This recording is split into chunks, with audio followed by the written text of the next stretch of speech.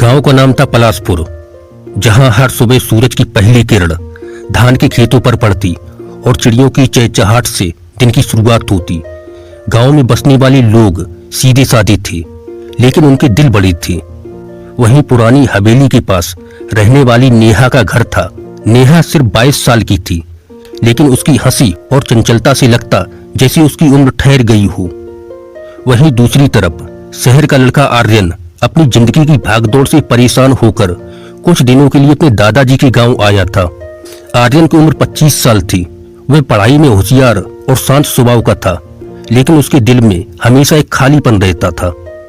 आर्यन पहली बार गांव की पगडंडी पर चला तो उसे खेतों के किनारे एक लड़की दिखाई दी। नेहा एक पेड़ के नीचे बैठी थी और अपनी किताब में खोई हुई थी। तुम किताब में क्या ढूंढ रही हो? आर्यन ने मजाकिया अंदाज में पूछा। नेहा ने बिना उसकी तरफ देखे जवाब दिया, वही जो लोग अपनी जिंदगी में ढूंढते रहते हैं, खुशी और सुकून। आर्यन उसकी बात सुनकर थोड़ा चौंक गया।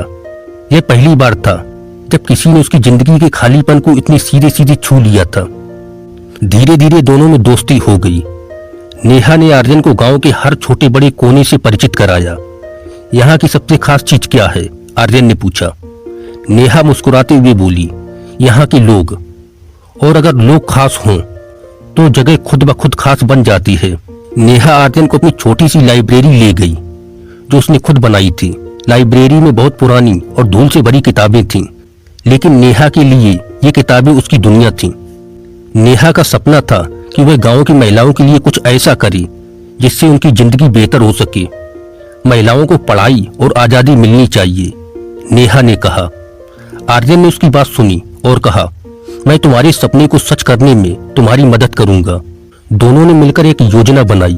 वे गांव में एक बड़ी लाइब्रेरी बनाना चाहते थे, जहां सिर्फ महिलाएं पढ़ाई कर सकें और कुछ नया सीख सकें। इस दौरान आर्यन और नेहा के बीच कुछ ऐसा जुड़ाव बनने लगा जो उन्होंने कभी महसूस नहीं किया था। आर्यन नेहा से कहता, तुम्हारी हंसी सुनकर ऐसा लगता है जैसे जिंदगी दोबारा जीने का मौका मिल गया हो। नेहा हंसते हुए कहती, और तुम्हारे साथ वक्त बिताकर ऐसा लगता है जैसे सपने सच हो सकते हैं। लेकिन हर खुशी के साथ एक डर भी आता है। आर्यन का गांव में रहने का वक्त खत्म हो रहा था। तुम्हारे बिना ये जगह खाली लगने लगेगी, नेहा ने कहा। आर्यन ने उसका हाथ पकड़ते हुए कहा, मैं वापस आऊंगा। तुम्हारे सपनों को अधूरा नहीं छोड़ सकता, ये मेरा वादा है। आर्यन शहर लौट आया और नेहा के लिए एक एनजीओ शुरू करने में लग गया। वह नेहा के सपनों को सच करना चाहता था, लेकिन किस्मत को कुछ और ही मंजूर था। शहर में एक सड़क हादसे में आर्यन की मौत हो गई। नेहा को जब ये खबर मिली तो मानो उसकी तो दुनिया ही उजड़ गई। उसे विश्वास ही नहीं हो रहा था कि वह इंसान जो उसके हर सपने को सच करने का वादा करके गया था अब कभी लौटकर नहीं आएगा। नेहा ने आर्यन के नाम पर उसी गांव में एक लाइब्रेरी खोली, जिसका नाम रखा अनकही बातें। उसने आर्यन के सपने को अपना जीवन बना लिया। वह महिलाओं को पढ़ाई और आत्मनिर्भरता का पाठ पढ़ाने लगी। हर बार जब नेहा उस लाइब्रेरी के दरवाजे पर खड़ी होती तो उसे आर्यन की मुस्कान याद आती। वह जानती थी कि आर्यन कहीं न कहीं से उसे देख रहा है और उस पर गर्व कर रहा है। नेहा और आर्यन की प्रेम कहानी अधूरी रह गई, लेकिन उनकी मेहनत और सपनों ने गांव की कई जिंदगियों को बदल दिया।